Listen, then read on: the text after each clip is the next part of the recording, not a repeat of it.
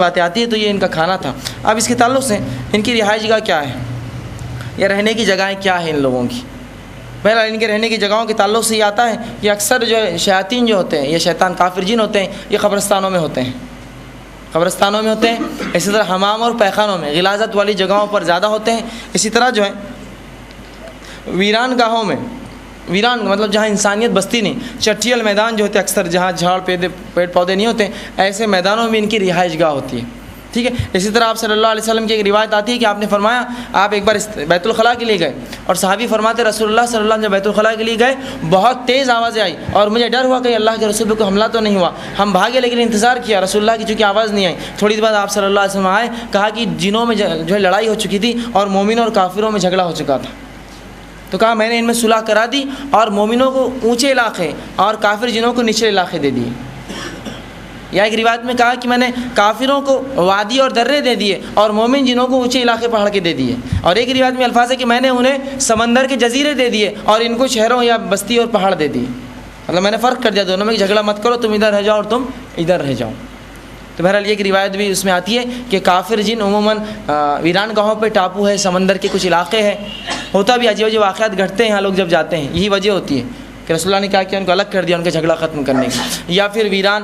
خاص طور سے جو درے دو پہاڑ کے بیچ میں یا وادی جس کو کہتے ہیں عام زبان میں، ان میں بھی شیاطین ہوتے ہیں اکثر، شیاطین مومن جن بھی ہو سکتے ہیں لیکن بہرحال شیاطین کے لیے رسول اللہ نے اس کو مخصوص کر دیا تھا، ان کو دے دیا، اور اسی طرح اونچے علاقوں پر جو ہے مومن جنوں کو آپ نے بانٹ دیا تاکہ وہ جھگڑا ختم ہو جائے، ٹھیک ہے۔ اسی طرح جو ہے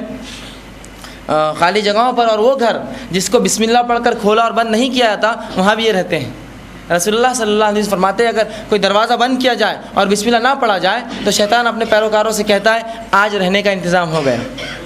اور اگر کسی گھر میں کھانا کھایا جائے اور بسم اللہ نہ پڑھا جائے تو وہ کہتا ہے آج کھانے کا بھی انتظام ہو گیا ہے، مطلب لاڈجنگ بورڈنگ دونوں ہے آج یہاں۔ اور اگر دروازہ بند کرتے وقت اللہ کا نام لیا بسم اللہ اور کھاتے وقت نہ لیا جائے تو وہ کہتا ہے آج جو ہے کھانے کا انتظام ہے، رہنے کا نہیں ہوا یہاں۔ اور اگر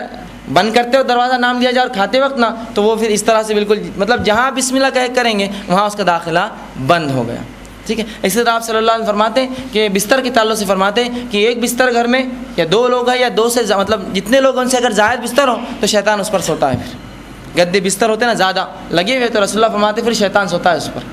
2 4 5 10 زائد ہیں تو پھر شیطان سوتا ہے اس پر جا کر، تو یہ بھی ایک ان کے مقامات ہیں۔ بہرحال اس سے ہٹ کر بھی بہت سی چیزیں ہیں لیکن مختصر میں نے جیسے بتایا اختصار تو میں اختصار سے چل رہا ہوں۔ اسی طرح جو ہے اونٹوں کے باڑے میں بھی یہ رہتے ہیں، اونٹ